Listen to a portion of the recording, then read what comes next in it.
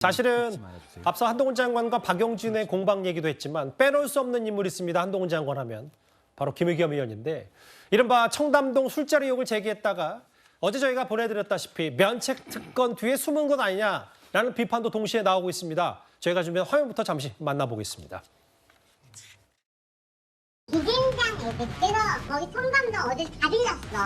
근데 한동훈이랑 윤석열까지 다 온 거야. 한동훈은 먼저 왔어.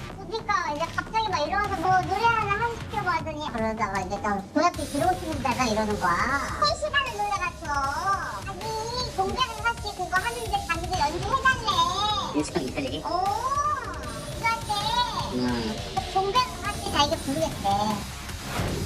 김의겸 의원은 거짓말로 해코지 해도 되는 면허증이나라도 가진 것처럼 행동하는데요. 매번 입만 열면 거짓말 해도 그냥 넘어가주고 책임을 안 지니까 자기는 그래도 되는 줄 알고 이러는 것 같습니다만 이번엔 달라야 한다고 생각합니다.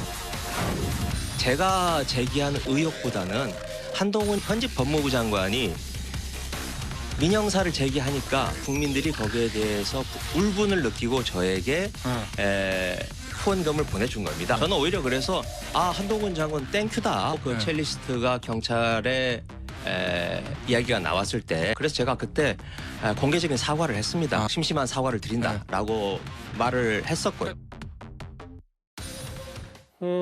면책 특권 자체에 대한 근본적인 다시 좀 되짚어봐야 되는 거 아니냐라는 얘기들도 좀 어제 오늘 나왔던 것 같은데 물론 이제 민사상 한동훈 장관 개인 자격으로 제기한 10억 원 손해배상 소송이 남아 있습니다만 이게 또 이의 신청을 할 수 있다면서 한동훈 장관 이제 본인이 근데 이제 앞으로의 추이를 좀 어떻게 판단하세요? 먼저 이제 그 면책 특권은요 가짜 뉴스나 그리고 이제 그 막말을 마음대로 할 수 있는 이런 이제 신성 불가침의 특권이 아닙니다. 예. 이 면책 특권이 권리장전에서 영국 처음 나왔고요. 그다음에 헌법에 미국 헌법이 처음 했거든요. 예. 그런데 미국 헌법에는요 법에도 이게 보면 반역죄나 또는 이제 중죄, 치안방해죄 이런 거는 이게 면책 특권이 안 되고요. 근데 중요한 거는 이제 미국 연방 대법원은 70년대부터 입법행위에 대해서만 법에 대해서만 면책 특권을 인정하는 게 확고한 미국의 판례입니다.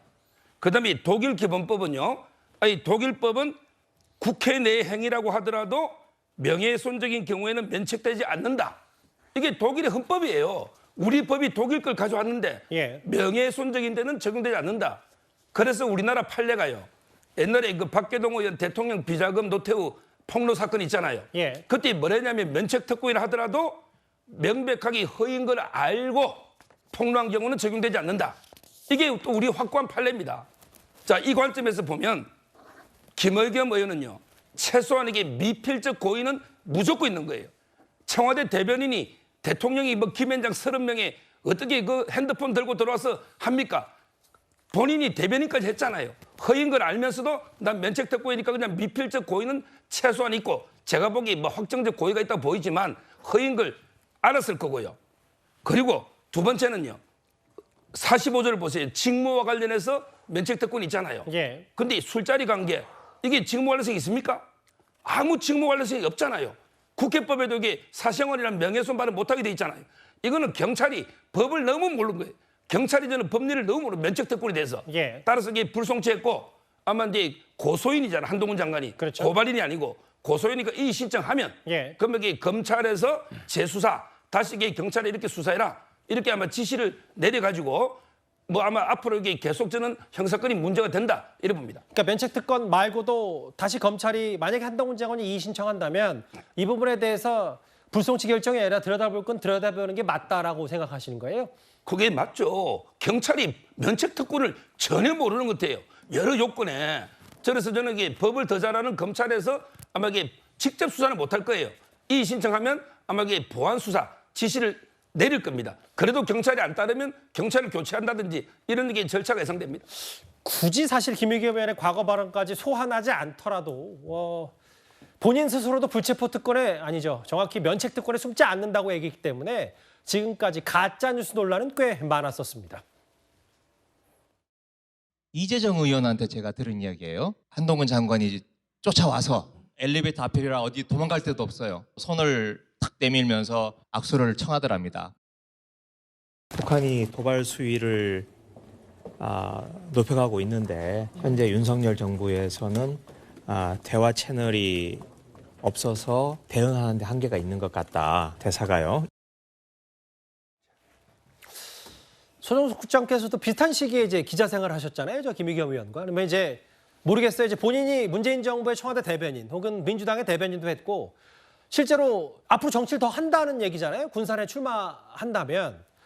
이런저런 것들에 대해서 물론 면책 특권으로 검찰로 이 부분이 넘겨가지 않았습니다만 본인에 대한 입장 표명이나 혹은 과거에 했던 역할로서도 뭔가 책임은 좀 느껴야 되는 거 아니냐는 비판에 대해서 어떻게 생각하십니까? 당연히 책임 느껴야죠. 요즘에 이제 군산에 출마 하겠다고 해서 군산에서 열심히 이제 지역 활동을 하고 있는 걸로 그렇게 알고 있는데 언론인 출신이고 또 국회의원이고 또 대변인을 오래 지냈고 그런 상황에서 어떤 잘못된 의혹 제기 이런 것으로 인해서 사과를 한 적이 뭐 한두 번이 아니지 않습니까? 그런 측면에서 다시 한번 이런 부분에 대해서 진솔하게 국민들한테 사과하는 것은 굉장히 필요하다라고 생각을 합니다.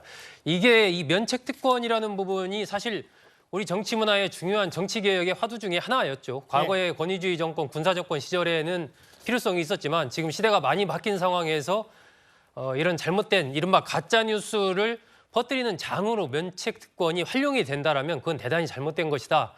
이렇게 좀 생각을 하고 이게 정치가 갈등을 해결을 해야 되는데 이렇게 되면 오히려 더 갈등을 조장하는 그런 경우들이 있기 때문에 앞으로 이 정치개혁과 관련해서 여야가 이 면책특권 조항을 그대로 둘 것이냐에 대해서 좀 심각하게 고민을 할 필요가 있고 김의겸 의원은 이번 기회를 통해서 다시 한번 여러 가지 그동안의 잘못된 의혹 제기, 무분별하게 했던 부분에 대해서 좀 진솔하게 사과를 하면서 앞으로는 그런 것을 하지 않겠다 이렇게 좀 국민한테 이야기하는 모습을 보인다면 더 좀 박수를 받지 않을까 뭐 그렇게 생각합니다. 그게 뭐 정답이긴 한데 사실 어제 오늘 김의겸 의원이 별다른 반응이 없는 거 보니까 애초 그런 기대를 하는 건 좀 무리일 수 있겠어요. 김의겸 의원이 쏘아올렸던 이른바 청담동 술자리 의혹이 이제 면책 특권이 앞으로 이어지는 게 적절한지에 대한 본질 얘기로까지 번졌습니다. 알겠습니다. 여기까지 정리하고요.